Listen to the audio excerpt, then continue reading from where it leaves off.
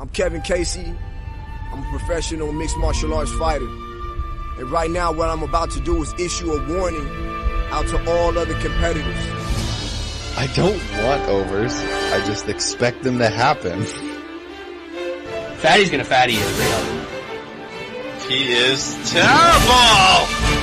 We gotta know how many wieners are going down these dudes' throats. I want to go quick because I don't give a fuck about anything that's going to happen on Saturday. Hello, boys! We are back. My intro this week, I think, is going to be longer than the main event last week. Welcome to the MMA Analysis podcast. I'm your host, Jay Primetown. I am joined by the usual suspects this week and an extra guest, someone you guys haven't heard from in a long time. But I will start with the usual suspects. The first one, of course, the man from Kentucky, the Nick Richards special, the guy who's SGA's biggest fan, Monk the God, Skull the Brisier the God. Not the first, not the second, but the third-ranked team of a fan on this week's MMA podcast. The number 13 team in the country, the Kentucky man, the Sodsman, the Bluegrass, Wes Colvin. How's it going? I'm just striving to be about half as hung as Miles Powell. That's about all we can hope for in life, right? Yeah, we're not as good as your boys this year, I don't think, but we'll see. Small Catholic school in North Jersey. That's right. That's all you got for me? Okay. No, hell, we're watching some women's tennis. Trying to lose some money on that, and about to watch the return of Doughboy, straight out of Boys in the Hood, Zion Williamson, back on the court tonight. So yeah, fun times in the sporting world. That's true.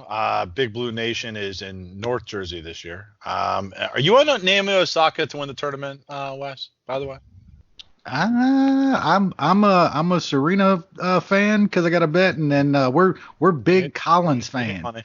We're okay. We're maybe about 1,500, 1,800 to the good if we can get a Collins title down in Australia. That would be nice. Osaka was 9-1 to win this tournament, by the way. That's not bad. That's not bad at all. Moving up north to the land of the cold. What?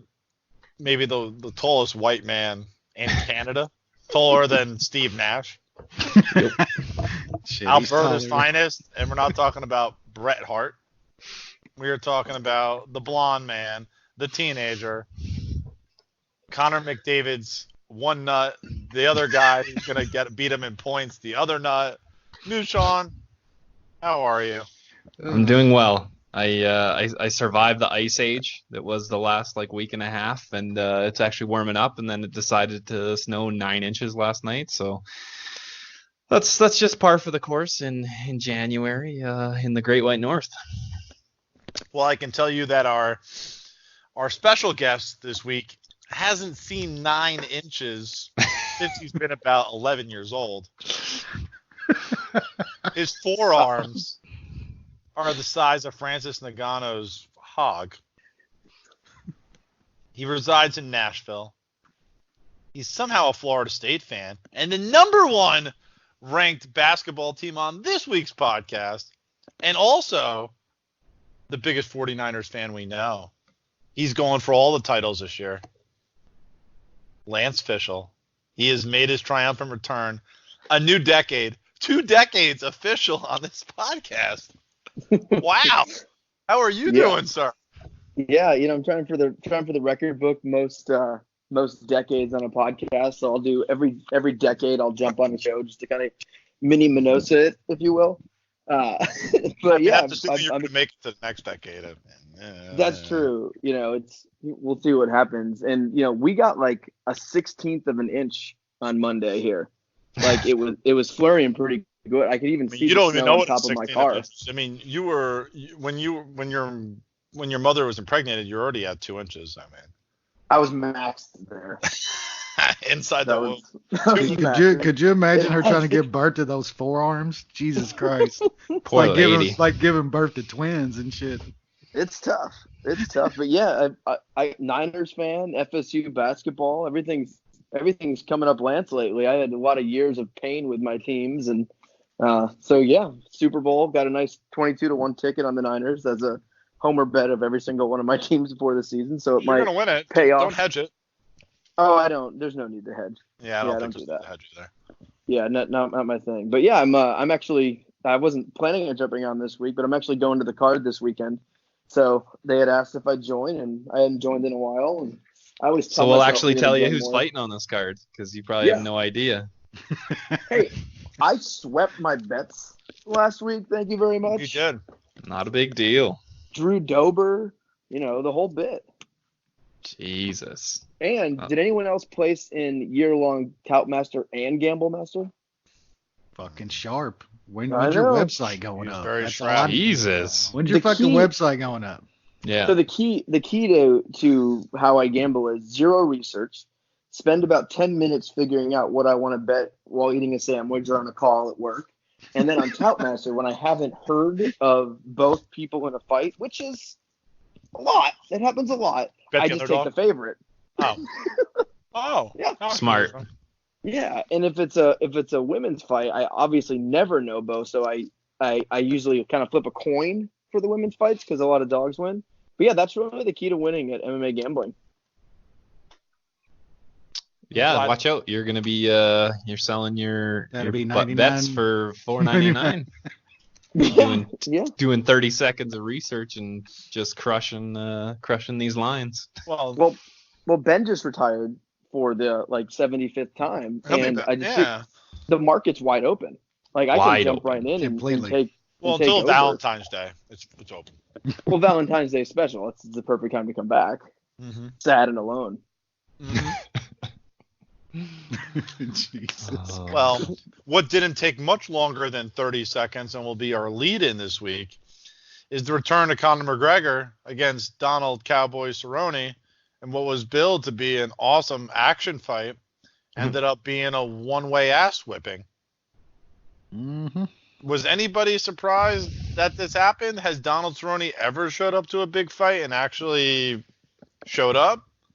I can tell you one person who was surprised. New Sean. I threw a dart. I put $50 on Cowboy, even though I fucking knew this was going to be a perfect matchup for McGregor. And I just like to be disappointed. Like, obviously, Conor round 1 or Conor round 2, one of those, you just put both of those down. It was obviously going to cash. I know there's all this talk about, well, some people are saying that, oh, yeah, you can't call Cerrone a choker. He just fights good guys. I mean, he's almost always less than a plus 200 underdog, and he fucking never wins. Like, at some point, he's got to win the big one, or he is a choker. I mean, he is. Dude, it's not now. He's fought 51. He's fought 50 times in his career. He doesn't win big fights. This is his MO. There's no there's a next time. But is it he doesn't win big fights because he chokes, or if he doesn't win big fights when he gets to that level because he's not good enough? Like, could be both. Does the best Cowboy beat Conor in that fight?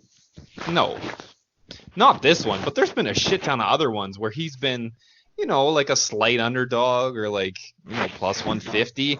I mean, those should cash every once in a while if he fucking actually showed up and does what he was supposed to do. I mean, I guess you could be right. Maybe he's just not that good. He's just below.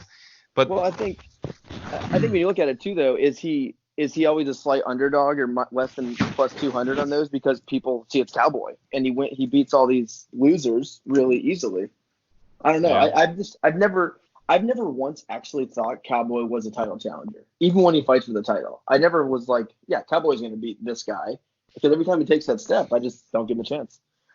And the thing is, it's the way he loses against these guys. He gets fucking washed. He got spanked by RDA, gets obviously spanked by Masvidal. Conor, got Diaz. crushed by Masvidal. Diaz beat the shit out of him. Like, it's not that he just doesn't.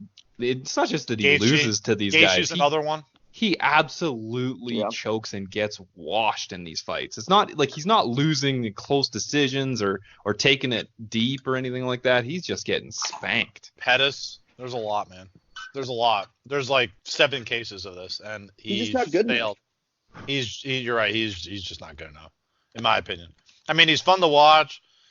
He's just probably one fights of those too guys. much too. Yeah, I mean, he's a perennial top 10. He's had an amazing career. He's just never a guy that I thought was ever like all the guys you named were, title contenders. And he just, every time he steps up, because it doesn't feel like he's choking to the moment. He's not gassing out. He's not doing something stupid. He's not gassing out. He's not having an adrenaline dump. But he's a terrible starter, and I think that contributes to it. When he's a slow starter and just gets waxed right off the bat, it doesn't even look like he should be in there. He's also not the better fighter. So almost every time he's fought at 172 though. Remember we used to all say, I mean, is he even motivated this time? Like there was so many of those fights too where Cowboy's moving back up to 170, probably a fade, but when didn't he always someone decent? Yeah, but he always usually fought someone decent, but didn't he always he would beat a couple guys in the 5-7 range to get that huge fight. And then I think it's more I don't know. It's kind of both. I don't think he was ever like the top of the top, but I think he choked a little bit. Every single time he got up there, he literally could never win that big fight. And then anytime at 170, it was almost like he's definitely not going to win that big fight. Who knows? Still great career though, right? Yeah. I mean, great career. Yeah, he's won a bunch of bonuses. He's got the most finishes ever. Most fights, most wins, most finishes. That's not bad. It's funny when you do look back on, his odds, because I pulled it up because you had mentioned he's never like a huge underdog, and he's never been like a huge underdog, really. I know. But when you look back, you go, why was he that? Like, he should have been a huge underdog. I know. We should have been fading the fuck out of him. Like, Tony Ferguson was only minus 190 versus Cowboy. Gaethje, but he was never really a huge favorite. The Gaethje was an easy bet. Like Cowboy was never like a huge fave either, though, was he? He was always kind of plus 200, minus 200, something like that. Yeah. You have to go back to 2015 versus John McDessie to find any Cowboy fight either side of the line that was minus 300 or more. Whether he was the favorite or he was the underdog, every single Cowboy fight was under minus 300 outside of John McDessie. And most of them are under 200 too. Yeah, you have to go all the way to the Melvin Gillard fight to sign another one. So twice in the last 8 years has one of his fights been aligned at more than minus 300. That's insane. It's fighting great competition. I think lines staying close like that too is the situational stuff I was talking about too, though. Like there were certain situations to where you knew you had a better chance of fading Cowboy. And those lines kind of stayed a little tighter because 170, it was almost there for a while. Every time he would go up to 170, like Cowboy doesn't care this time. He's not cutting. He's not getting in shape, But he would beat the shitty guys. Sometimes, yeah. Oh, he would. Well, it was right when we thought he was done. He'd be an underdog. He'd go on a fucking run. Yep. Well, it'd be an underdog to someone who kind of like sucked, and then Cowboy would knock him out. Like it happened so many times where it's like, Cowboy's done, and then he's a dog, and then he comes out and just crushes this can, who we didn't think was a can. It happens so much. Like when he fought Alexander Hernandez. Yep, exactly. Yeah. Like that's a perfect example though, because at that point everyone's like, Cowboy's done. Even when he fought Yancey, Medeiros, remember that? Yeah. Like. He was an underdog in that fight, I believe. They lay on him against Mike Perry when we was in when we saw that fight? He was plus 180. Yeah. Wow. Plus 180. Yeah, that was just ridiculous, man. That was so fucking dumb. God, if you look at it though, overall he's lost 7 of his last 11. Like he had that run early on, then he got crushed by RDA.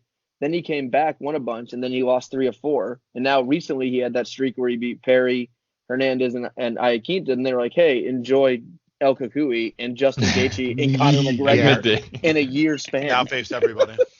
God, since June 2019. Hall of Famers. Now face Hall of Famers. In 7 months, he fought Tony Ferguson, Justin Gaethje, and Conor McGregor, and he got knocked out by all three. Yeah, I think I think his face has got some fucking Roy McDonald shit going on now too, to where his nose is never gonna hold up in a fight ever again. I think it's gonna be destroyed every single time. That thing's gonna get crushed. His face blew up from a shoulder strike. Yeah, I mean, it got absolutely crushed by a shoulder strike. Think of this: Zion 10 points or more, plus 100 odds in tonight's this game. It was 13.5. Is that like the fuel? Is that the boost odds or whatever? That's the boost odds. Yeah, because it was 13. You're boosted? Are you a booster, Lance? No, I'm in a state that has that passed legal gambling 8 months ago, and we have nothing. Everything a little bit slower here in the South. We're close. They're starting a little bit slower. They're starting to see what Indiana made the past few months, and they're fast tracking it over here. They're like, what the fuck? Like Indiana made I think they took in almost 500 million in bets and fucking got like 60 something million in tax revenue over the first 3 months. You know how much New Jersey took in 2018? Insane amounts. They're number one now. They said the profit was 300 million. Yeah, they're number one now. And as far as sports betting, they passed Vegas in sports betting. That's wild. $300 million. Yep. That's ridiculous. And like 80 Tennessee's is the weirdest. They're in their law, it's in the law that you can only do mobile betting. So Tennessee, it's never going to be legal to do like brick and mortar. So we're never going to have like a sports bet. That's good. I think 85 keeps the cost down. Or 80, it's somewhere between 85 and 90% of the betting in New Jersey is mobile. It's 80. It's 80%, Jay. Yep. 80%. Well, I would do. Where is it 80%? Kentucky? That's in New Jersey. At 80 something, 80 like. No, it's like 81, 82% is mobile, and you're talking $1 billion. Yeah, it's just a lot. Way more than $1 billion. Oh, actual bets placed. It's a lot. Well, I think for me, it's like I would use mobile most of the time, but it would also be cool every once in a while on NFL Sunday to go to a sports book, and that's what I miss because I don't even know if I'll actually use legal gambling. Because of shittier odds. Once the legal becomes like you don't even care, you're just like, all right, it's so easy to get the money in and out, and like you don't have to worry about it. I've been using a bookie. I've been using a bookie for the last couple of years. And it's just way easier. I don't have to deposit money. I cash out every Monday morning. You're cashing in or out, so it's just easier. So I don't know why I would stop doing that instead of like depositing a bunch of money into DraftKings or whatever. Yep. And then your taxes if you.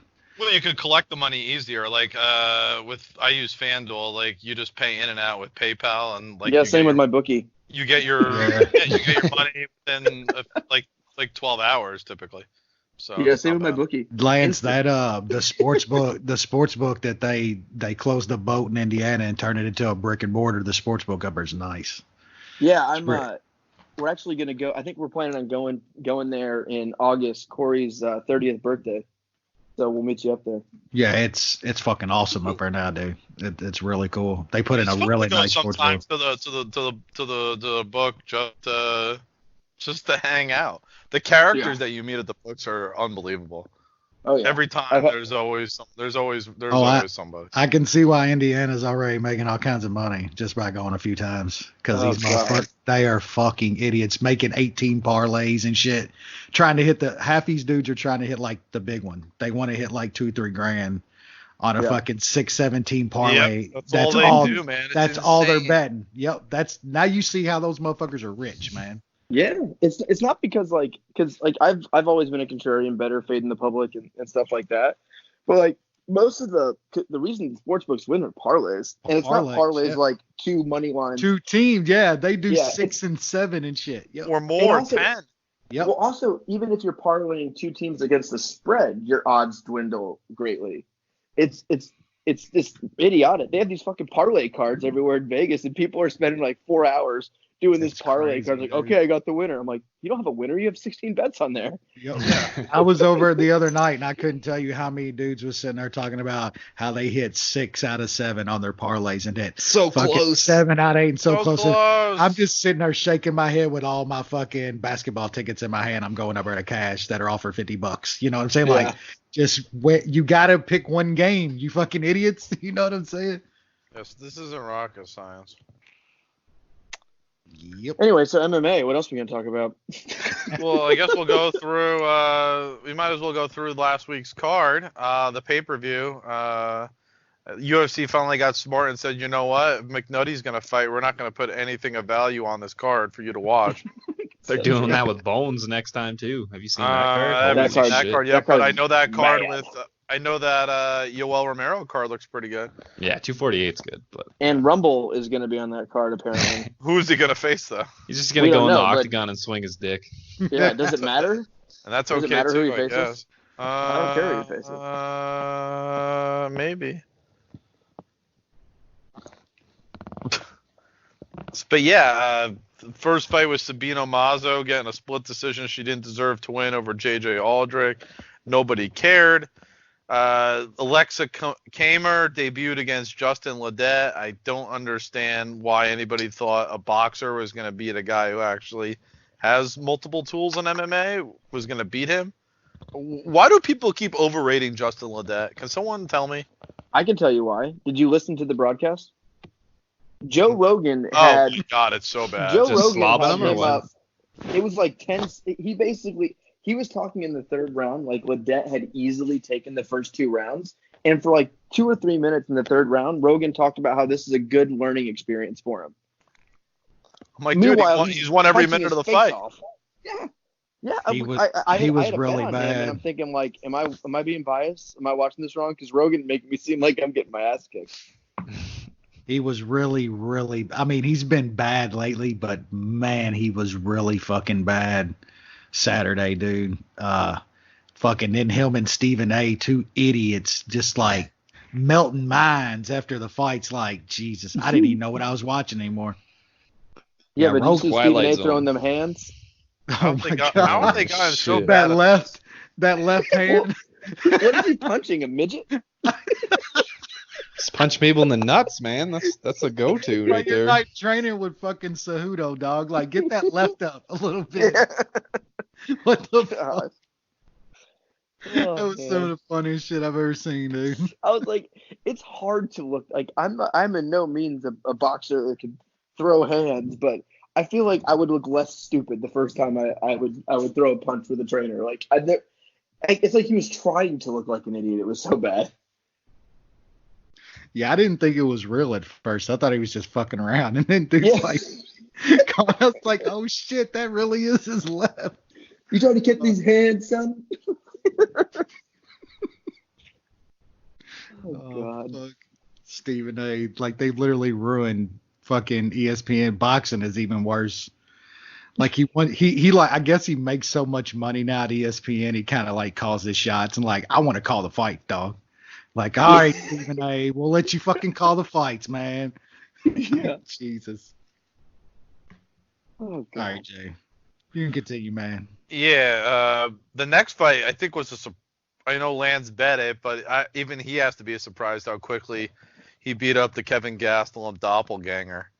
Man, this was surprising. I mean, Hack Brass is a guy I've been high on for a good bit of time now, and Dober landed that clean left and finished him clean. Really good win from Drew Dober. Maybe his best in the UFC. Yep. Don't throw naked leg kicks against a guy that has big or pretty good power. Yeah, and then like he even like threw some kind of dumbass feint, a naked leg kick, and then clobbered. Like it was some of the I hadn't seen him do like any kind of dumb shit like that up until that point. That was bad. That was really bad. Props to Dober though, man. That dude's tough. Well, I think I looked at this fight. Like Dober's, I can't think of a time he's gotten beat up on the feet in his entire career in the UFC. Like all his losses are to grapplers, the guys who could take him down, right about, maybe submit him. And I looked at this fight and I knew it was going to be on the feet, and I just thought he was the better technical striker. Like, I don't know. I was shocked at that line just because this was a striking matchup and he hasn't lost one of those yet. I thought he would get taken down. Yep. But the fucking idiot came in there throwing dumb shit and got clocked. I just assumed he would stand. You got were right. that one right. Yeah, you got that one right. Every once in a while. Every once in a while, you're right.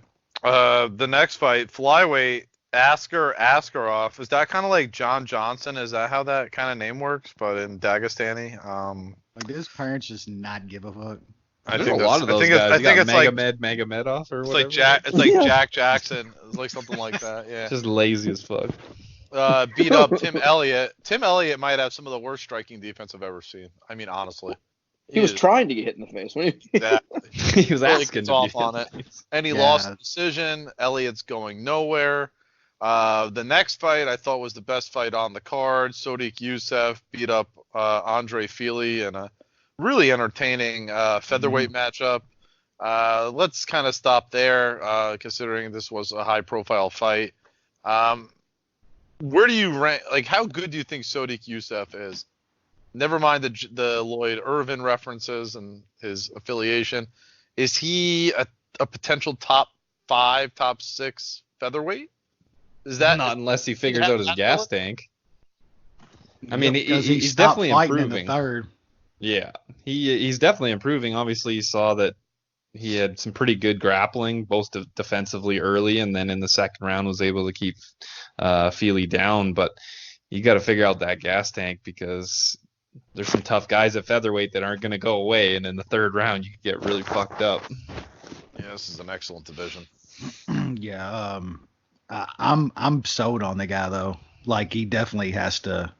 Like Sean said, the gas tank definitely needs a little work. But I was really impressed by, like, Fili is no joke with getting guys to the mat usually. And Yusuff was getting, like, completely right back up whenever Fili got him down. So that guy's really good, man. It really, really sucks that I hope he KOs Vic every day in sparring. That's cool. all I hope. I hope he fucking just fucks that dude up every day. I mean, Is he still fighting? Did Vic retire? I just assumed he retired. He's taking a break because he got cut, didn't he?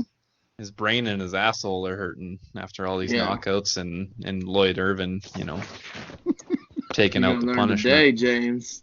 Hey. God, the James Vick story is just one of the best. There's nothing better than the James Vick story. Oh, these guys ducking me. Then we got a complete YMCA fucking photo album of that dude. Gagey, human punching bag. He gets knocked out by Darius, beats up a bunch of stiffs, cries that everyone's ducking him, and then gets violently slept and loses 4 straight fights. Imagine calling Gagey the human punching bag and having to fight that dude. Dude, I got Gaethje at like plus 165 that fight. That was like one of the legendary MMA moments. So good. That was a hell of a MMA night for Twitter. Oh yeah, yeah. Bro Hugs was so sad. Oh, glorious. It was so sad. Oh, poor little fella. But yeah, Yusuf's good. I don't like a guy who. I mean, I thought Yusuf definitely won that fight, but it was close enough where he definitely shouldn't have taken the third round off. Yep. I was worried. Me too. I had a grip. And I didn't think I needed to be worried, but then I got worried just because we know how judges are. Mm-hmm. But at least if I'm a judge, I'm erasing my score from a different round and just fucking him over because you took the third off. I don't know how that works. That'd be fascinating. Just coast, baby. Talking about coasting, we got a referee in the next fight who supposedly, or was it a doctor who apparently cite a ligament tear? The human MRI machine. Just by touching. He's got an invisible MRI machine. Yeah, a little bit of cartilage here. I'd say slight tear MCL, pull tear ACL. All right, move on. I'm going to go ahead and cut. I think everybody got this fight wrong because everybody was claiming Macy Barber was great and everything we've seen from her before that was great. And I don't know if I guess it's hard to tell when the injury actually happened. I guess I'm assuming it was early in round 2, but it's hard to tell. Yeah. She said like round 1 though. Now, Yeah. right? Yeah, but she's a pathological liar. I too. think Yeah. I think we all saw when it happened. You know, it was it's like second round. right at the beginning of the second round. Yeah. She's so crazy. It wouldn't shock me if she faked the whole fucking thing because she was getting her ass whipped. But this says everything. Women's MMA, unless it's like one of like 3 or 4 fighters, you cannot bet heavy favorites. There's so much. -1,000. Could you believe that shit? Like, I know we and especially me shit on women's MMA, and most of it is deserved, but I think we got to give some props to Modafari, even if she wins it by injury. I mean, if you look at her, she's always winning as an underdog when she does win. If you go back to 2014, she has 8 wins and 5 losses in Invicta or the UFC, which have been line fights. She's won as a +210, +230, -160, +150, 151, 142, 270, and 650. And she's never lost as a favorite. That's a fucking money train. She's a money train. That we need to cancel women's MMA because someone like that won that many fucking fights. That's fair. She's literally like the tortoise in the hare, and she is the absolute giant tortoise. I mean, if you can go from watching her against Maya and think that she would ever do what she did in that fight against somebody that's about the kind of same fighter, but we all thought was a little bit better than Maya, I mean, you need to go buy a Powerball ticket. I think that shit's about $400 or $500 million. I mean, who knows what happens if she's if ranked 5th in the world. Does that not tell you cancel the division? I mean, I think she still ends up losing. If her knee doesn't lost. blow out, I mean, the champion's excellent, and everybody else is not excellent. Say what you want about Roxy, but in the third even Lance round, could recognize the greatness there. I mean, yeah, Mukagian is ranked the number 1 contender, and Jessica I is number 2. +1,000 to her in that Regardless, why do we have a division so bad where Mukagian is going to get a title fight right after Jessica I got a title fight? I mean, come on, cancel that thing. It's over. Ball game, all of it. See you later. We got 140. We got 145. Nunez says she's going to defend her belt at 145. There's no one in the division, but she's going to defend it. Yeah, she's going to try. Moving up to the pay-per-view, Anthony Pettis submitted for the second time in his career by the dude known as CDF, Carlos Diego Ferreira. Whatever. I mean, this was a one-sided beatdown, man. Pettis just isn't good at fighting anyone. Yeah, CDF is real good. Yeah, CDF is good. He's one of the smartest fighters in MMA. Oh, he played it to it perfectly. He knew what Pettis was going to do. He doesn't have the athletic prowess that maybe other top fighters have, but I think that's changing a little bit. He's pretty old, Wes. I mean, he's 35. He looked to be in the best shape that he's been in though. Like he's always been a little soft. That dude was like he was jacked up for that fight. I don't know if he's back on the good shit, but but he's very smart. His game plans are excellent. That plays out. There let's be honest, there aren't a lot of smart people in MMA. He's on like what, a seven fight win streak or something? Yeah, it's pretty good. Yeah, and this is like the first time, like that other time that Pettis got submitted, he kind of got beat up before he got subbed by by Poirier. I mean, this was just a straight up sub, nothing else. Like, oh man, Pettis is so washed. Yeah, he's done. He might be with his baby brother over there in Scott Coker land here for too long. Bella trash. I really thought washed up Pitbull was gonna go over that motherfucker signed with bare knuckle boxing. Like that is not good, bro. Thiago Alves, bare knuckle boxing, baby. That is not good, man. Do people watch that? I steal it. I watch it for free. It's fun. God, I watched like one fight and I was like, okay, not for me. Like, I got bad. Alves on my power rankings, I guess. You kind of put the undercard on one of the screens, and then when it gets to like Hillbilly Hick and Artem and shit like that, you gotta watch. Artem. The GOAT. God help us. The flow, baby. Moving up the pay-per-view card, the fight that never should have been on the pay-per-view card, and I can't believe I bet Odie Osborne. I was just. Did you have 4 units and charge people for it though? Brian Kelleher. Give me a dog. Good guillotine though. Brian Kelleher has a good guillotine, but okay. That's it though. That's it, and that's fine. Next fight though, boy was this a fun heavyweight fight. I loved every second of this fight. I bet this fight to end inside of 2 rounds, and I was getting nervous. Man, that was like what am I? 22 seconds to spare. Man, I thought Maurice Green was getting out of that sub. Yeah, it looked so close for him to get out of it, and then he tapped, and I was like, oh shit, really thought he was getting out of there. Yeah, old man. He definitely. I hope he's off those Virginia Slims, but if he's not, man, they really look like they caught up to him quick because old man's pretty good though. He's real good. Linux not terrible for his age. I respect that guy at heavyweight. There's not many heavyweights that's got a skill like that and knows how to use it. I respect both tired as fuck after 3 minutes. Yep. Yeah. I want to hear the Lance breakdown of Alexei Oleinik. Yeah, what you got for us, Lance? I don't understand how he wins. Nobody does. He'll get in the cage with anybody.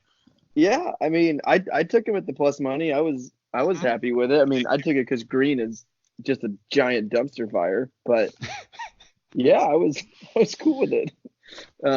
He's just I don't know. I mean, anyone who has any striking whatsoever and can sort of stop a takedown kills him. But hey, when you face someone like Maurice Green, gotta do it. Yeah, I think Green even beats him if he could stop any kind of takedown. That dude's a kickboxer. He can't stop a takedown for shit. He still didn't even hit it. Like, they were on the feet for like a little bit. And like Green, like you even like breathe on Oleinik, he like starts getting hurt. I was surprised, man. I've hit a couple bets on Green by him catching some guys and not getting taken down. And didn't happen. Now, a fight that made no sense for the odds, and a fight that nobody wanted to see. How is Holly Holm only a minus 140 favorite against Raquel Pennington? I mean, this was one of the worst line fights in a long time. This should have been our consensus. I don't know what the fuck we were doing. Both were terrible. Both. I had Holm. It was easy. We probably shouldn't talk about this fight because that's fair. Why do they keep? Let's just say other than the odds, because the odds were terrible. Yeah, let's say we all won good on that fight. I just don't understand why they keep putting Holly Holm in co-main events and big fights. She's really fucking boring. And she says the same thing after every fight. I wanted to be more. She has a lot of fans though. She always says I don't get. She's always like, I wanted to be more exciting. I don't know what happened to me. Well, it's been like 5 years. You're just not good. I think she's afraid to get hit. I think she's taking damage. I think that's her thing. She's so boring. And she is so boring. And it seems like you can keep getting fucking big fights and decent paydays by doing absolutely nothing. They're not punishing her for it. Yeah. Who knows? That's it. Minus 140. Not a great fight card. Just not a great fight card. Who's McGregor fighting next? Masvidal. If it's not Masvidal, they're fucking up. Unless Masvidal, unless they do the title fight, but I think Usman's out for another like 6 to 7 years. He's on that once every 2 year streak. I mean, do we really need to see him get submitted by Habib again? Nope. Well, that's the thing. Like, the only one clamoring for that is Dana. And I don't fucking get it. Even Habib, I think he thinks he can doesn't get it even back. want it. I think Dana wants that fight. I think Dana really thinks he can get it back. I think Dana believes the bullshit that Conor's putting out there, that Conor's like, I was partying, I wasn't training good, I swear I can beat him, Dana, give me the shot. But Conor's not even saying that. Conor's calling everybody else out. Like, that's what I'm saying. It's Dana that wants it. He's got to be believing Conor's bullshit that he wasn't ready for that fight and really believes that he can get that fight back. That's his cash cow. I think he's worried that fight, if Conor fights somebody else and loses, which could happen if he fights Masvidal or Usman or Gaethje or whoever, then that ruins that rematch. So he wants that. He knows that's the huge payday that they could do Is again. it though? It's not. Supposedly, I don't know. Jorge That's what fight. they seem to think. But I think that Jorge fight is Wouldn't the the one. Jorge fight do a similar like buy rate? Like, is it No. I don't think so. It's the title fight. It's the rematch. Look at the first fight versus Khabib. It's the bad blood. Like clearly, if Conor was going to do one more fight for the rest of his life, if I'm Dana White, I want it to be Khabib. Yeah. But you have to know. Well, that's assuming Khabib wins in April, though. I totally disagree with that. And that's not a guarantee. Money wise, you're crazy, Wes. If you don't think that's the one.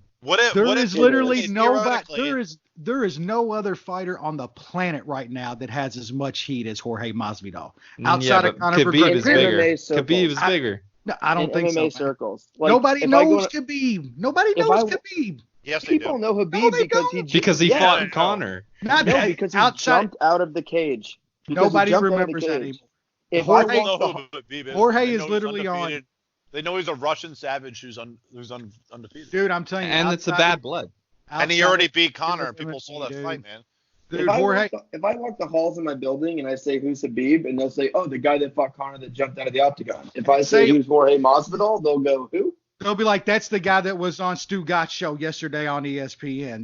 That's the guy. Random people watch Stu Gott's.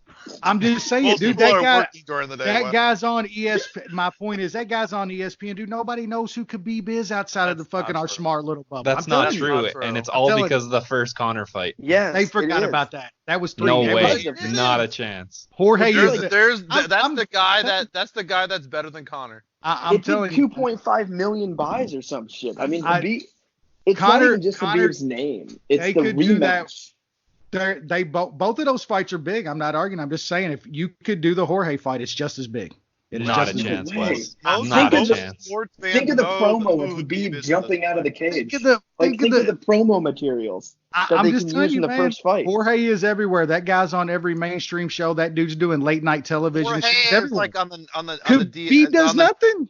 He's on Stu Gott's. Jorge's on the he's on every dude. He does late night dude. He's been on Jimmy Kimmel. He's been on fucking Conan. He's done all those shows. Just listen to me. Masvidal's on the Diaz kind of like system. Like people like, he's like that cool MMA fighter. Like he's kind of like a badass. Yeah. Everybody knows who he is. He has some name appeal at this point. But sports fans know who Khabib is. It's kind of like John Jones. I'm not arguing that. John Jones is on the same wavelength as Khabib. Those are the guys that are looked at. That's the apex of the sport. I'm not saying that's not a huge fight, but the argument is they have to do the Khabib fight. That's the biggest fight. Dana knows that's big. I don't agree with that. I think the Jorge fight can be just as big as that. They're both. And we're saying you're wrong. I don't think I am. I think you're wrong by like a million buys. I don't think so.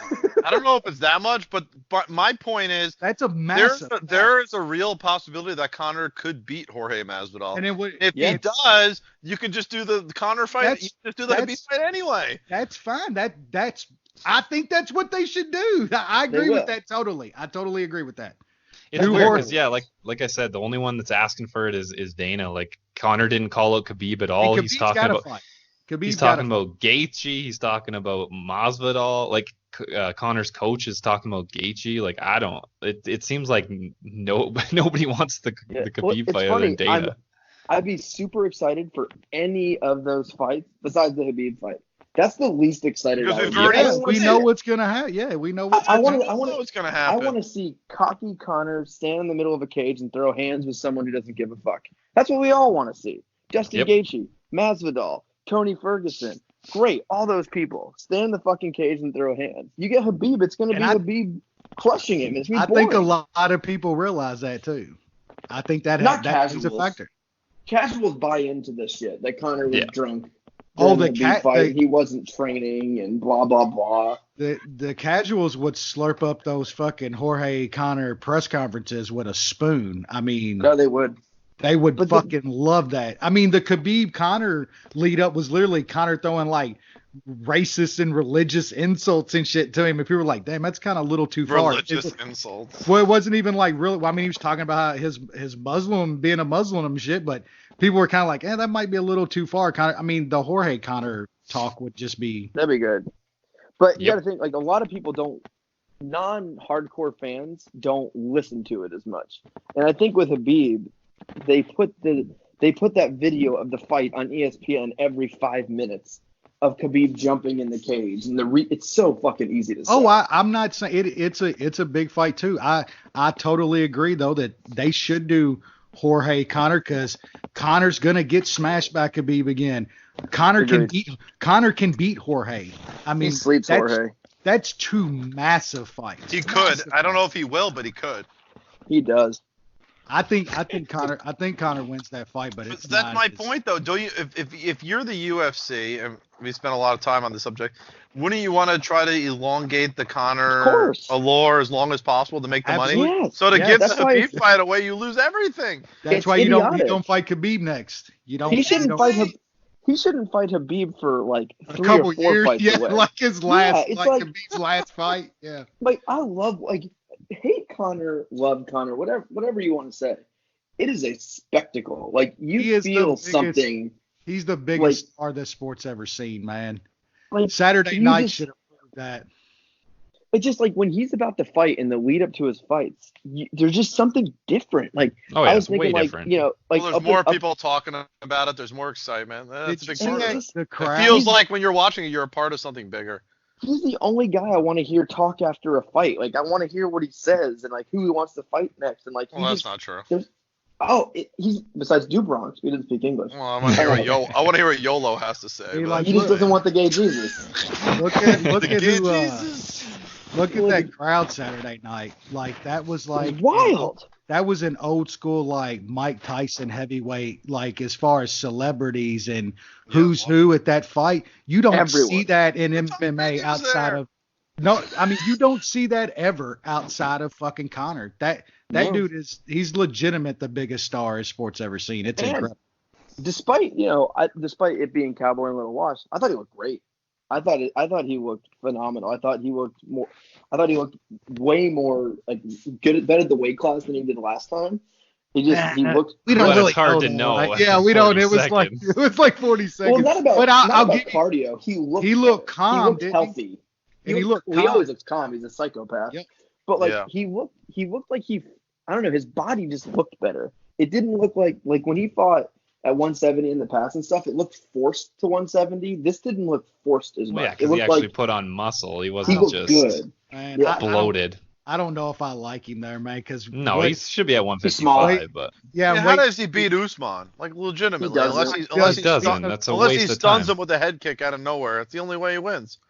And it's like, how do we know how he's going to react at round 2, 3, 4 when he gets there by somebody at 170? We just don't. He's not. He won round 5 versus Nate Diaz. He did, but he looked real rough in round like 3 and 4 and stuff. You know, he's definitely the best at 155. It's just the gold at 155 is kind of against the guy I don't think he's gonna beat, man. He even talked about kind of like warm up fights. He's talking about like he's not there yet. He wants another.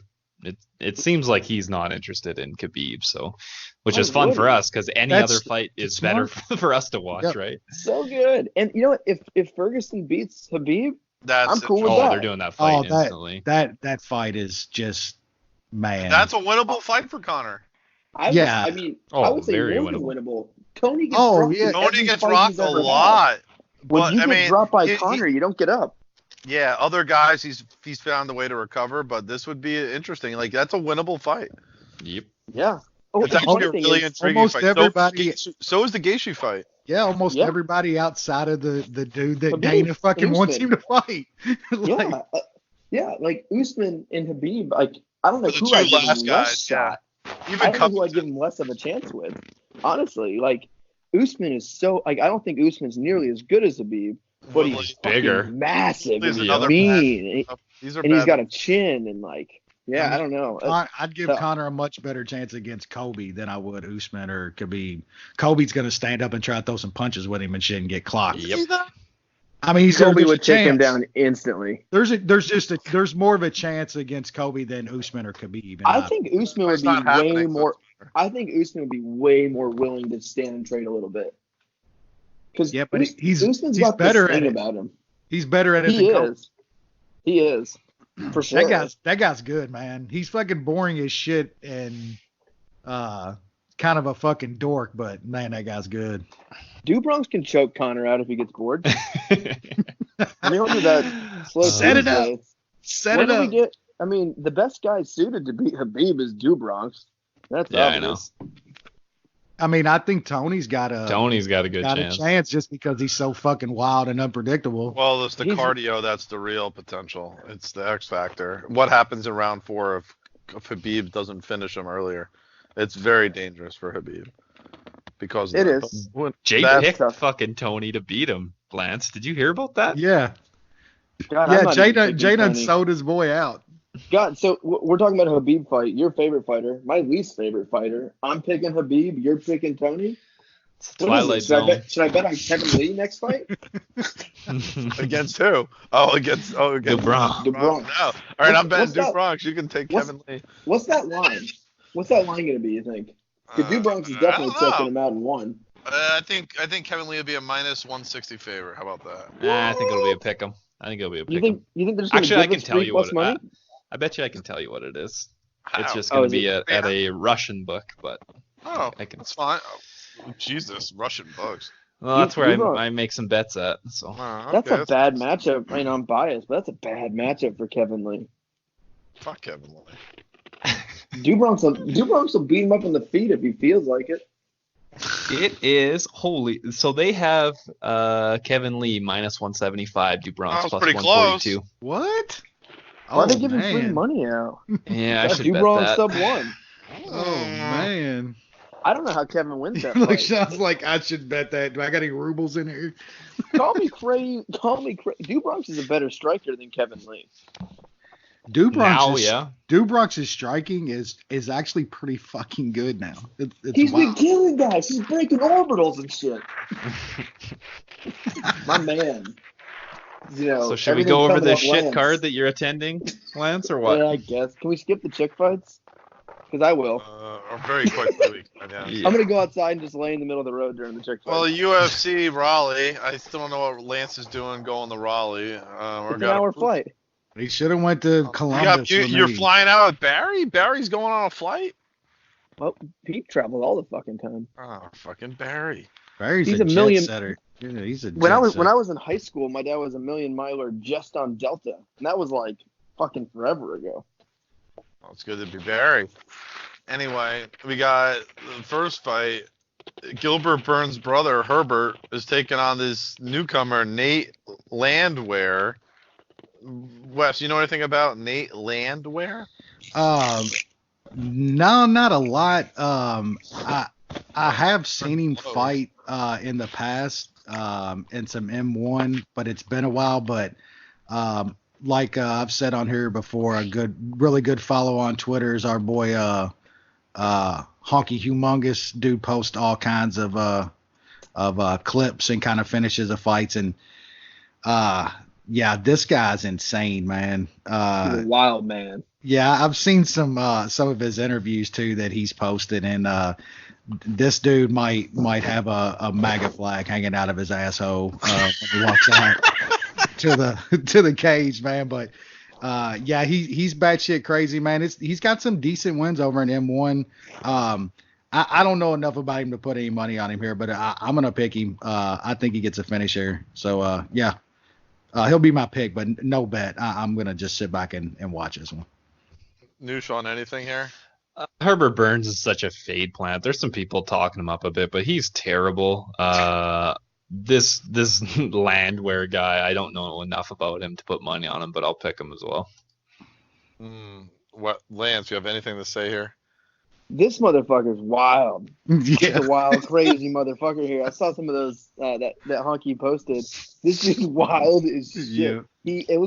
I think he's that guy. Like, so he's from here. He's from right outside of Nashville, and like he's in Clarksville, which is like next city, like big time. And like he seems like the guy who just like grew up fighting in bars, has no wrestling, has no self defense. So as much as I'd like to fade Herbert Burns for a bet, I can't, because I think this thing is either him beating the shit out of Burns in the feet or him throwing like a flying knee through the air while he's going like he'll end up on his back if he does something stupid. So I can't touch this one, but I'll pick Nate.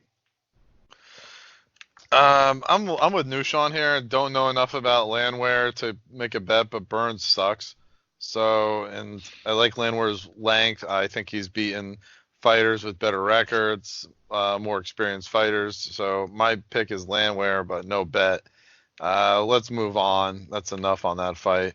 We got Brett Johns taking on something called Tony the Graveyard Gravely. I just made that nickname up. Wes. Get out of here. I think that's right. Yeah. Is it? It probably is. The fuck does Tapology say? Let's see. Come on. Please tell me it's the Graveyard. Come on. He doesn't have a nickname. Come on. No, I created it. Send him a link or send him a message, Jay. You got his nickname for him.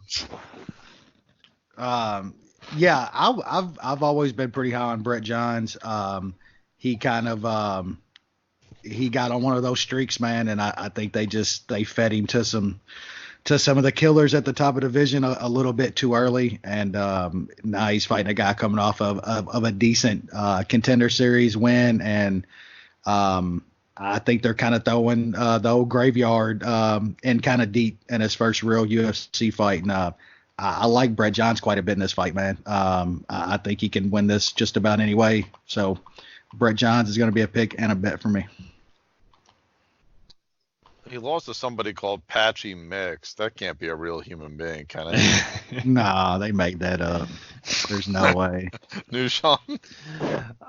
It is always sketchy to have money on I guess we'll call him a Euro wrestler in Brett Johns against an American wrestler. But I think Brett Johns is the much more skilled fighter. Hopefully he just doesn't get grounded out. I think he's good enough on the ground. If he does get taken down, he can get up or reverse some position. So I took him. I got 1 unit on him at plus 110.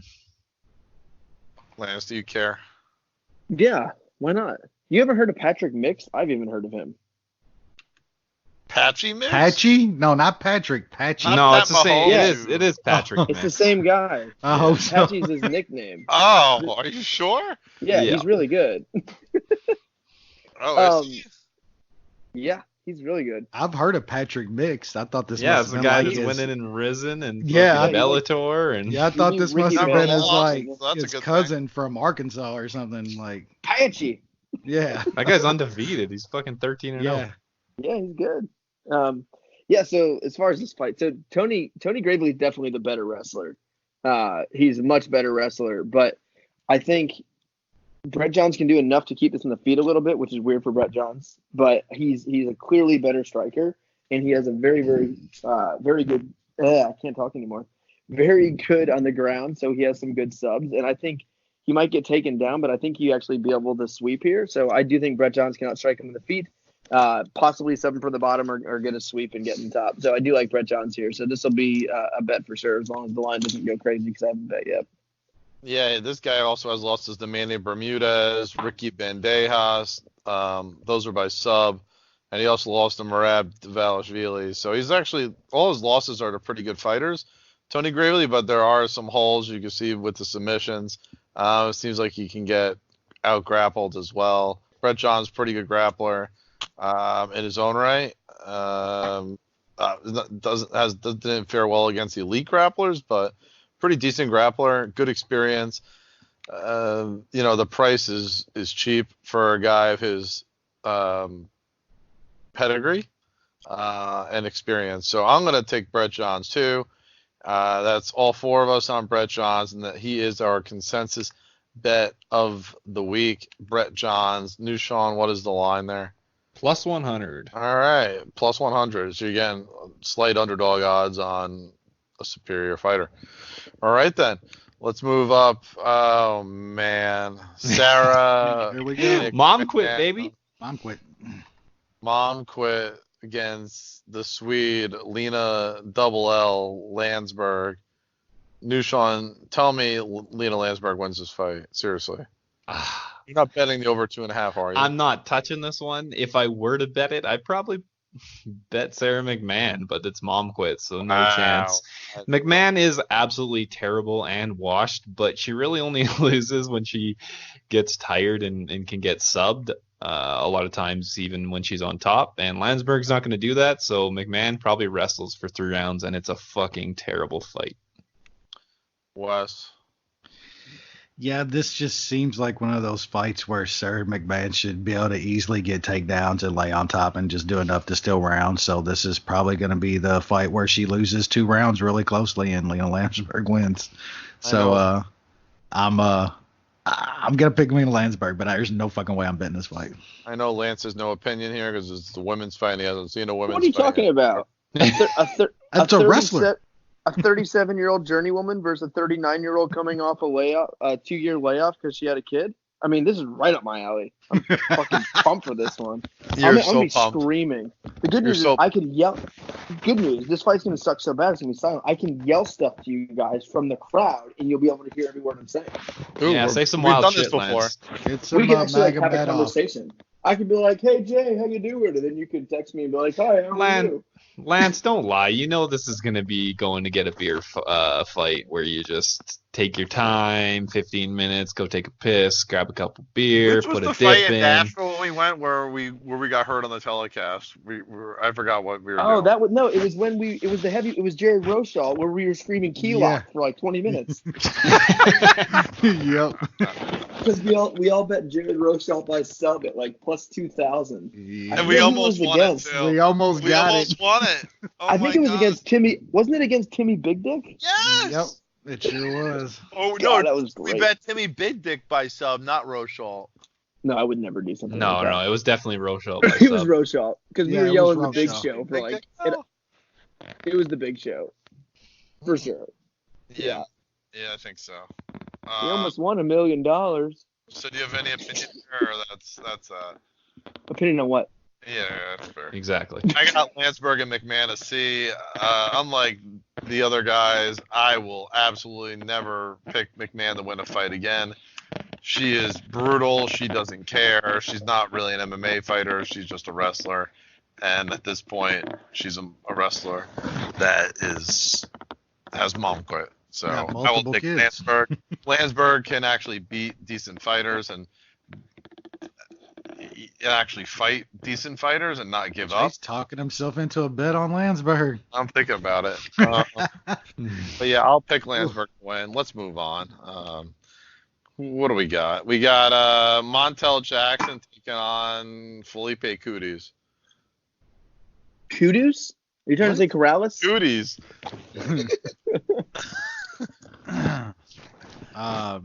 Yeah, I'll do this quick. I think Montel Jackson is the real, and I think he's gonna roll here. Can't lay 650 on him though. Okay, new Sean. Yeah, I think Jackson's gonna roll, and I doesn't go to decision. I got it at plus 110. I took it for a unit. Ooh, that's good. What's him inside the distance? Do you have an opinion here or no? Him inside is, or you want just KO, or are you looking inside? Inside's only minus 105. Him KO is plus 135. Inside the disc is probably a bet for me then, yeah. Might as well take fight doesn't go. It's minus 110. Yeah, you're right. Yep. That's a good bet. Lance, do you know who either of these guys are? I know Montel Jackson. I do not know who this Corrales fella is. So probably won't bet on him. What did you guys? You're gonna play doesn't go the distance? You said. Yep. I haven't really done much research yet, but I'm picking Jackson, and I don't know how to bet yet. Yeah, I got Jackson a C, Colares a D. Jackson's a better fighter. There's no doubt about it. He wins this by going away. Let's keep continuing up the prelim card. We got just a banger. Kish. This is one of the worst fights. City. This is one of the worst fights. Taking on Lucy Pudilova. 2-fight losing streak versus a 3-fight losing streak. Here we go. Are you guys jelly? You guys jealous I'm gonna be there? I can't believe I'm not watching this in baby. person. Let's Three go. fights, Lucy Sharpulo. Lance is gonna be as drunk as me and him were in Nashville by the My time hotel this is fight. walking distance of the arena. I hope so. Nice. I don't even have to figure out how to order an Uber.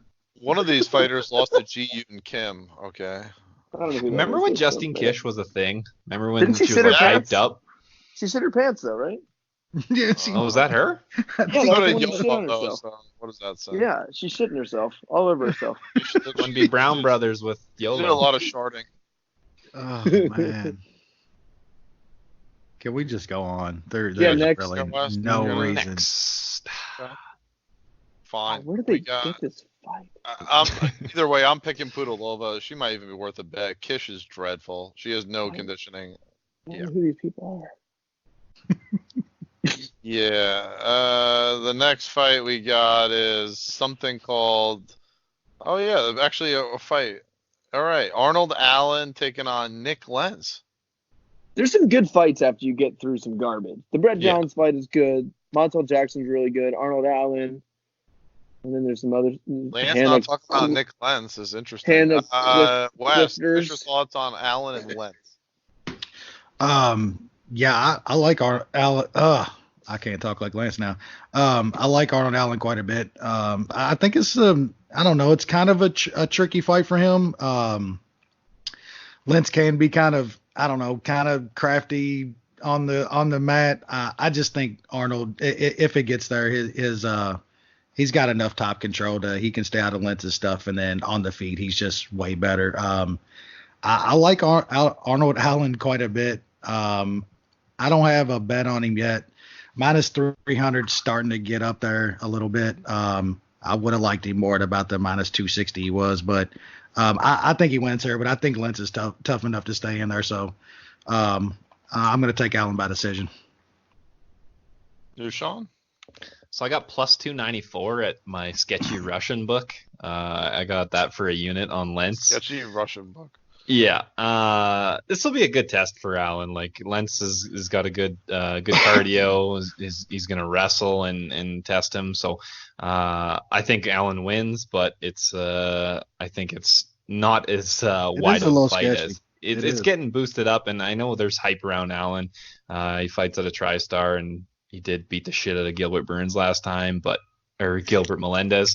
But yeah, this is a good test. So I thought I'd see if Allen's the real deal and can get past Lentz. What? Lance? Any thoughts here? I mean, this is a huge step down for Nick Lentz. I mean, that is. And probably doesn't have to worry about getting choked dead this time either, you know. Yeah, and that's the only reason he got knocked out against Dubronx. You think about it, right? He did get knocked out. That's right. He was so worried about getting choked out, he just got knocked the fuck out. So, I do like Arnold Allen. I wish he would develop a little bit more of a killer instinct, and I think that really showed in the Gilbert Melendez fight. But yeah, I think he's going to completely throttle Lentz. I can't see Lentz being able to take him down, and if he does, I don't think he can hold him down. So I think this is just going to be Allen battering him on the feet for most of this fight, and it's possible Lentz could get finished. I don't know how gone his chin is. I mean, he did get one punch knocked out by Dubronx. I mean, I love my boy, but you got them heavy hands. Yeah, I mean, just beast dynamite in there. All right, yeah. So I got Allen. I'll probably put him in a parlay. Sure. I got Allen a C, Lentz a C minus. Both can grapple a bit. I mean, Lentz is getting older. Allen's just a more dynamic fighter at this point, younger, hungrier. That whole bit, better athlete. I'll take Arnold Allen by decision. Price isn't great, but yeah, it'll do at this point. Oh, Zion got his first career points in the NBA. That's nice. All right, let's move on to the prelim headliner. Wow, it's Bevin Lewis as a almost 5-1 favorite. Wow. What are we doing here again? Something called Daquan Townsend. Wes, do you remember what Daquan Townsend looks like? Yeah, but let's start on Bevan Lewis. Like, could you imagine making a guy that's lost to Uriah Hall and Darren Stewart back to back, like almost minus 500? Is that real?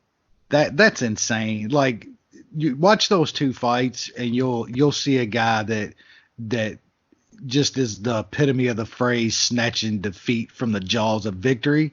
Like, that guy finds a way to lose a fight he's winning. There is no fucking way I would ever lay any kind of money on Bevan Lewis like that. He should win this fight. He really should. He's way better than this Townsend guy that apparently loves the fentanyl laced cocaine and shit. Surprised he's still living, but there's no way. If you're laying minus fucking 450 on Bevan Lewis after watching two fights like that, I don't know. Your ROI better be very fucking good. Wow. I wanted to fade Lewis here, but this guy is not the guy to do it.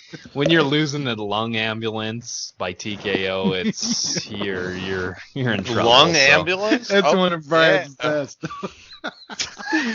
I'll pick Bevan Lewis, but yeah, not a chance. I would lay fucking minus 400, minus 500 on him. Lung ambulance. Lung ambulance. I don't know who. Lance, are you gonna fade the ambulance? But I don't think I'm gonna bet on this one. If I did, I'd probably play Townsend just for the hell of it, because I'll be in, they're watching, so give me something to root for. I mean, yeah, I do remember. It took me a second to remember Bevan Lewis. I remember that Uriah Hall fight, hilarious. Yeah, not very good, but I'll pick him. But I don't know if I'll be betting this fight or not. That's fair. This is tough. I got. I'm trying to even find him. He's such a mook. You gotta go way down. Both guys at D plus. There we go.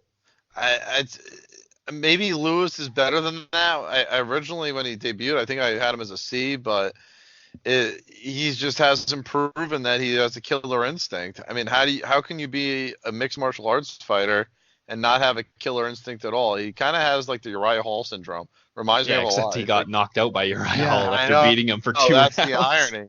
That's the irony. That he's like afraid to hit somebody, afraid to hurt someone, and ends up in these complacent, like, soft ass fights where they're extremely hard to score. As a big favorite, it's very worrisome.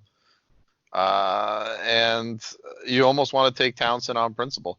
Sure, Lewis is more talented and should win the fight, and likely does win the fight, but there's you can have zero confidence betting him at this point. There's zero reason to believe and to warrant betting him. He just hasn't proven that he's capable of being of your money backing him. That's just the reality of it. 5 fights to go to the main card, also on ESPN Plus. Still don't get why there's a main card and a prelim card when they're on the same thing, but whatever. It's outside of America, we have prelims and main cards. Oh, is that a Canada thing? Okay. Canada and the rest of the world. Oh, that's nice. We got something called Jamel Hill. I thought she left ESPN or got kicked out of ESPN. But I didn't know this was an intergender matchup facing Darko Stosic. It's kind of fucked up, that matchup. Is it though? I mean, she always wants to compete with the boys, so. Well, here's some good news. Darko can't kick her in the balls. But I kind of wouldn't mind seeing him kick her in the balls. So. Too soon? Okay, fine. All right. Yeah. Jamel taking on something called Stosic. Wes, do you know what's Hill's deal? Have you seen him? Was he a Contender Series guy? Yep. Yeah, and kind of beat up some guy that wasn't very good. I don't know what much to think about this fight. I mean, I think Darko's probably a little better, but I have no clue how good Hill is or is going to be, man. So I'm probably going to pick Stosic just because he's got some UFC experience and fought some okay guys, and I just don't know enough about Hill, but there's no way I'm touching this with any of my money. All right, Nushan. Yeah, Hill's beat a bunch of scrubs, and including our buddy from a couple of fights ago, or was that last fight, Daquan Townsend? He went to a 5-round decision against that guy in 2018. So I think he's more skilled than Stosic, but who knows how good he actually is just because of the cans he's been crushing.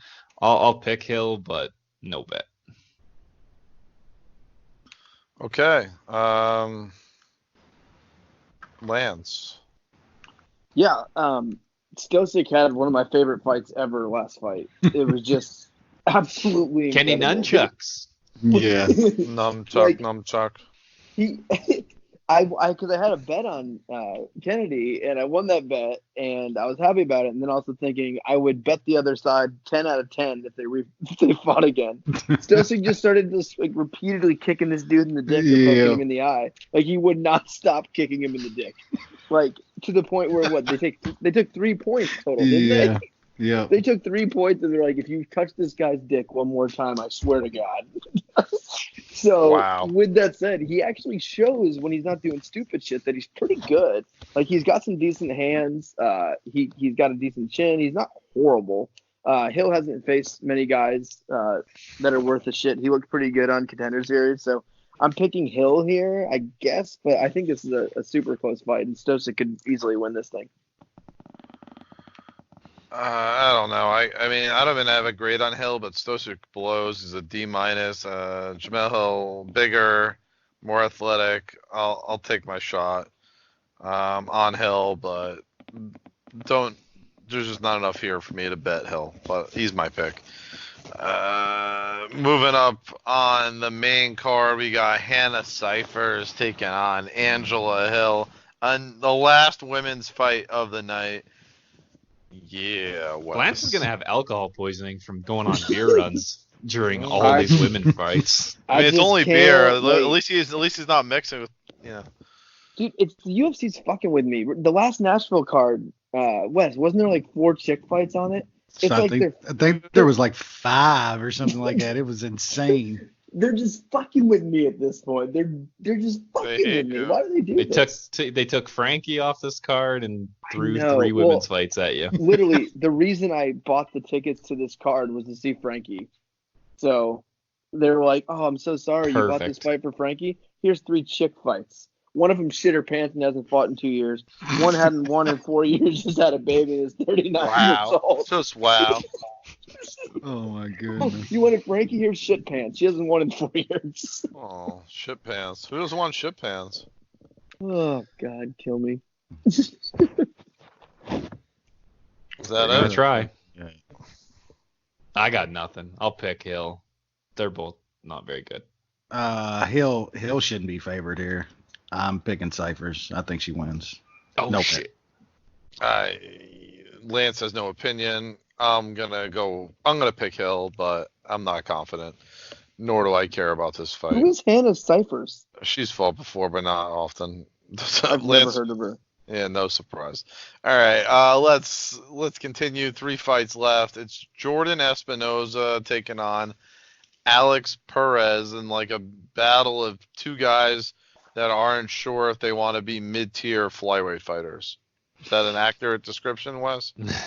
I don't know. I think Espinoza had a little bit of run coming off Contender Series, and then that was a really good win against Eric Shelton, and then he goes out there and gets completely dominated by Matt Schnell. I like Alex Perez, man. I think that guy's really, really skilled. He's got some really good wins in the UFC already. His only loss, he did get kind of crushed, but by, I think, a Joe B that's fucking shooting up something. He's got to have HGH rejuvenated. What do you mean he's shooting up something? He's getting estrogen drops from his wife, dude. I mean, somebody's dropping them on him every night. But I think it's that Cian Hall love potion. He's the far more all around skilled guy. I think on the feet he's just way better. If he keeps us standing, he rolls. I think he's just a little steep at minus 260, but I think he gets it done fairly easily. I'm not betting either of these guys. I think Alex Perez wins, but I don't know. That's a pretty steep price to pay to see that. So I'll pick him. I think like Wes said, he's the better overall fighter.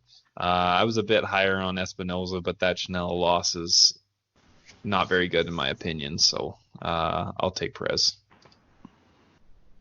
Lance? This is a really good fight. I really like this fight. I favor Perez. I don't know if I favor him by that much, but they're both pretty decent prospects. They're still both under 30. I think Perez is definitely more well-rounded, despite having a good wrestling pedigree and having some good submissions. Sometimes when he lets his hands go, he looks really good. He's got some fast hands. He's looked good in his wins. His loss was to Joseph Benavidez, but Espinosa's been pretty good as well. I mean, the Snell fight, I think he got surprised by it, honestly. It was like, I don't know, it was weird. It came so easily and so fast. It seemed like almost like a preparation thing on top of it. But Espinosa is also really, really talented. He had a good win over Eric Shelton. He looked really good in the Contender Series. So I think it's a close fight. I favor Perez, but it's something I'm probably not going to bet on. I got Perez a C+, Espinosa a D+. Espinosa is a pretty good athlete, but Perez is way more skilled. Way more dynamic, more options. Espinosa seems like he's a guy who looks like he's better than he is. I think that's been my experience with him. So I'll take just the guy with more proven results. And candidly, just like way more tools in the closet. So I'll take Perez. I think this is fairly easy. It may even be a parlay piece. The better. Co-main event, we got, it's Michael Skinny Boy Chiesa taking on the RDA, Rafael Dos Anjos. Wes, 2 times, 2 Anjos. What do you got for me? Yeah, I mean, if there was anybody on this card that was worth laying the juice like that, for me it's RDA. I'm a pretty big Chiesa fan, and I don't think this fight's really close, man. RDA's just about better everywhere. Chiesa might have a little bit more varied submission game, but he's not getting RDA on the mat. I can't see him getting RDA's back to get one of those rear nakeds that he likes to get guys with. I think this is RDA pretty much keeping this on the feet and busting Chiesa up. Getting him against the cage and working him up there too. I don't see many outs for Chiesa in this fight personally, and I really like RDA here. RDA is going to be a definite parlay piece for me. New Sean? I'm on the other side. Let's go. I got 2 units on Chiesa at plus 220. RDA's been through a lot of wars recently. I think that's going to start taking its toll. I feel like at some point he's just going to fall off a cliff at 35. He's 42 fights into his career, and he's been fighting the best of the best recently. Chiesa looks a lot better at 170. I think he's going to be bigger than RDA. I mean, both these guys were lightweights, but Chiesa, I think, actually finally took the steps and bulked up. He's got a 5-inch height advantage, a 5-inch reach advantage. Obviously, RDA is going to be the better striker, but I think Chiesa can mix it up and wrestle a bit and make RDA tentative like he was able, or like Leon Edwards was able to do against him. So I think this fight's a lot closer than what it seems. So I got 2 units on Chiesa. All right, Lance. What's your opinion on this fight? Yeah, I like RDA here a good bit. Little bit worried in some areas because he at one point he's going to fall off a cliff. I don't think he's done that yet. I think he's lost 3 of his last 4, but those are all 2 top end guys. Obviously, Colby Covington, Usman, some dude, and so I don't think he's completely washed. So I always get stuck in the trap of not jumping off guys until it's too late and I lose too many bets on them, but when I look at this stylistically, I don't know what Chiesa does here. I think RDA can control the wrestling if he wants. If he wants to get on top, I think he's the better striker. And I can't see any way in hell that Chiesa is going to be able to get RDA to the ground and get his back. And I think, if you know Chiesa, most of his wins are getting a guy's back and getting a choke. And I just don't see how he has that option there. So I do like RDA. I'll be putting him in a parlay. Yeah, I kind of agree with you. I got Dos Anjos a B-, Chiesa a C. This fight will come down to Chiesa's attempts to take the fight to the mat and getting back control against Dos Anjos. Could he get some takedowns? Yes, but he sucks in top control unless he takes the back of an opponent. I don't see him getting the back of RDA, and RDA's cardio. Also an immense factor here. The more this fight wears on, the bigger this fight favors Dos Anjos. He's a really good fighter. Yes, he's had some losses, but he's faced Murderer's Row. And this is a fight he could win and should win. So I'll take Dos Anjos probably by decision, perhaps late stoppage, but most likely decision. And the main event of this card, Lance is excited. We see Curtis Razor Blaydes, I know, really creative nickname, taking on Junior Two Saints. Junior Dos Santos. Big fight. America versus Brazil heavyweight fight. Main event. Wes, how do you break this down? Yeah, it's a decent heavyweight scrap. JDS kind of has looked, better recently till he, ran up into the guy carrying around the baby leg between his fucking hips. But man, Dos Anjos has looked kind of shaky in parts of the 3 wins he had leading up to fighting Francis. And I just think at this point that Curtis Blaydes and Ngannou are probably right there. Definitely in the younger generation of the best heavyweights out there right now. If Curtis Blaydes wants to get this against the cage and get JDS down, I think he's going to be able to do that. I don't want to see Blaydes, swinging with JDS too much because JDS can still hit like a truck. But Blaydes is definitely on the side of more the more intelligent fighters in the sport. The guy definitely fights to his strengths, and I think he does here. I think he gets JDS down, and I think he works him over. I think JDS might last a couple rounds, 2 or 3 rounds, but I think Blaydes gets him out of there in the middle round. So I like Curtis Blaydes quite a bit on this card, and he will be in a big parlay for me. All right, Nushan. So the definition of insanity is doing the same thing over and over and expecting different results. And I continue to tell myself not to bet a decent amount of money on heavyweight fights. You're going to do it again? They keep drawing me in. Wow. I love Blaydes here. I laid it at minus 220 to win 3 units, and I also took him inside the distance at minus 150. I really think he's going to smash Dos Santos here. I don't think he's going to fuck around on the feet. He's going to double leg him. I know JDS hasn't really been taken down, but he hasn't really fought wrestlers other than Kane. I guess the Stipe fight, but Stipe was happy to just strike with him.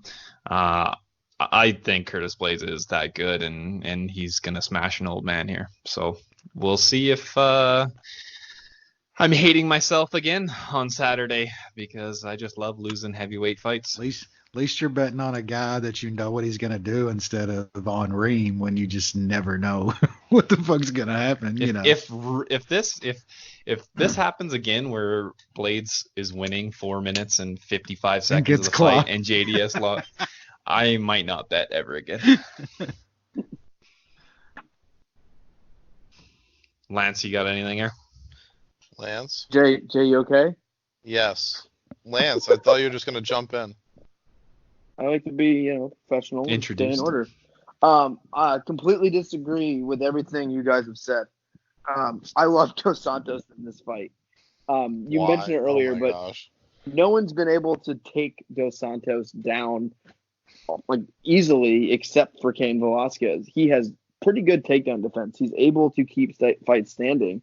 And Blaydes' striking is not very good. And Junior showed bad moments in those 3 wins, but he also still has that knockout power.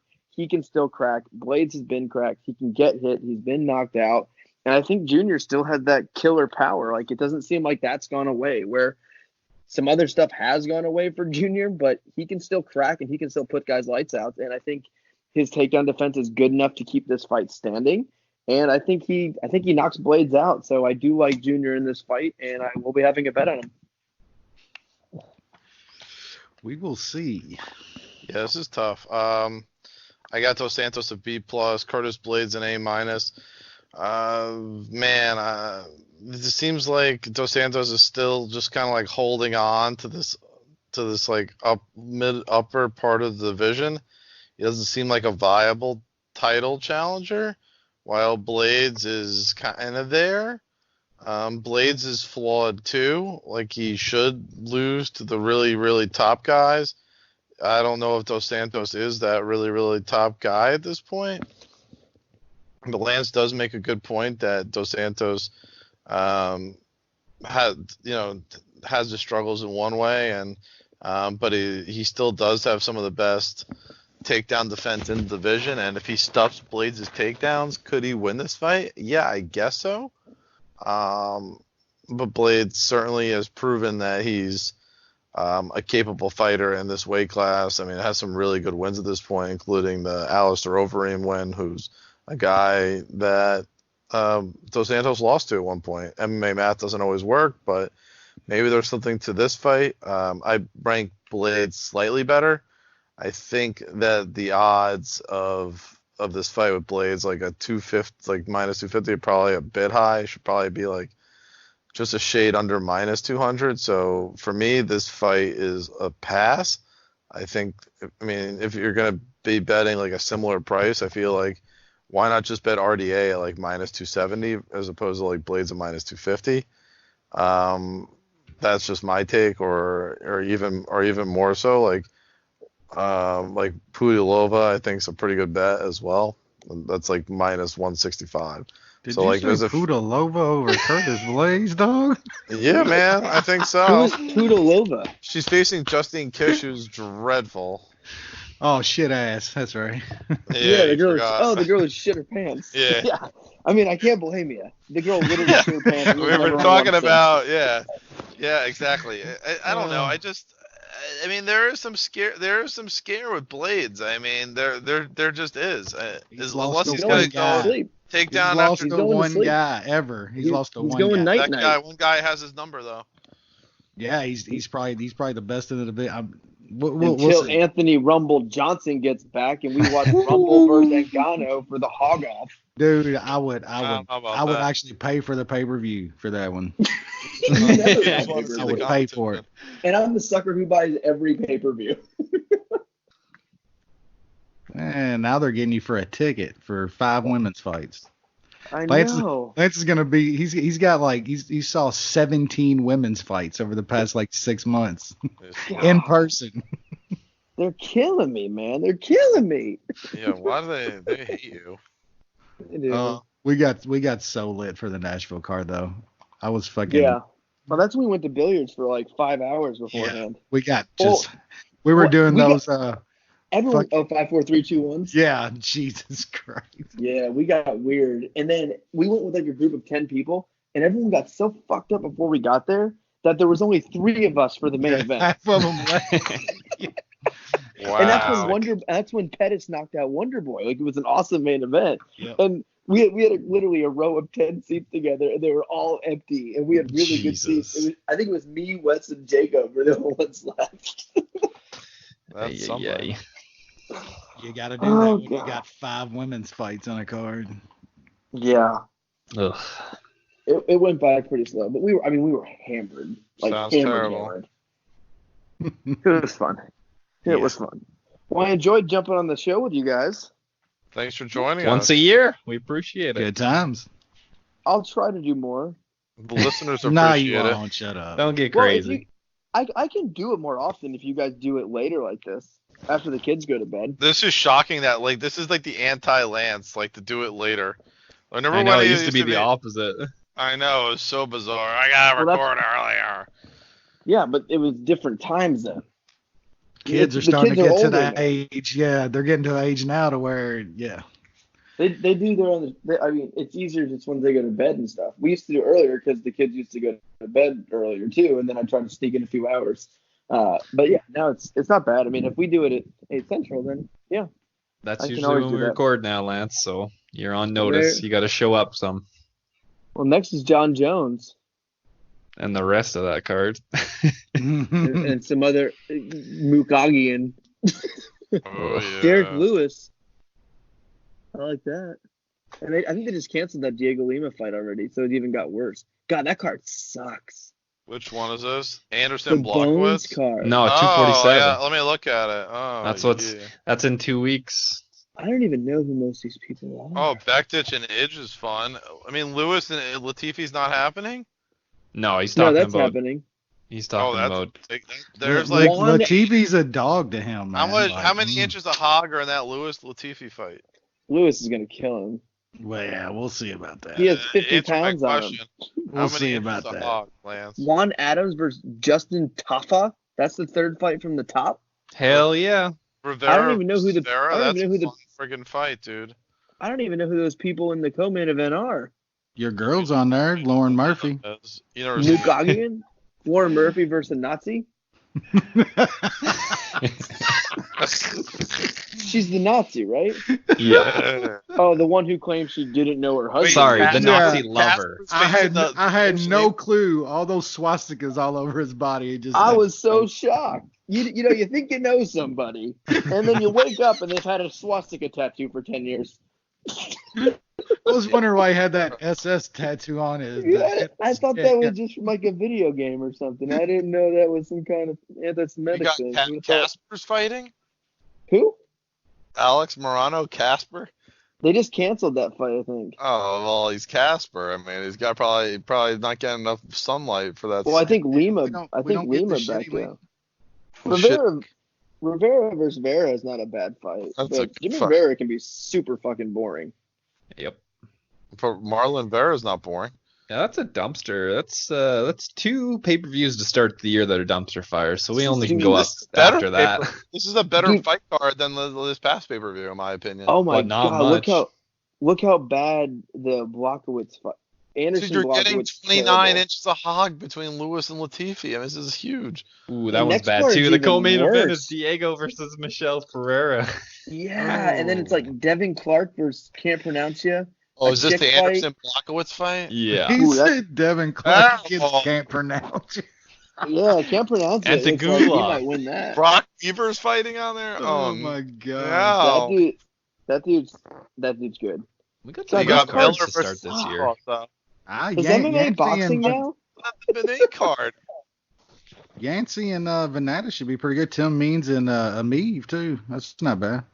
Dude, Damn, the Australia card sucks too. Yeah. No, it doesn't, does it? Yeah, it's pretty bad.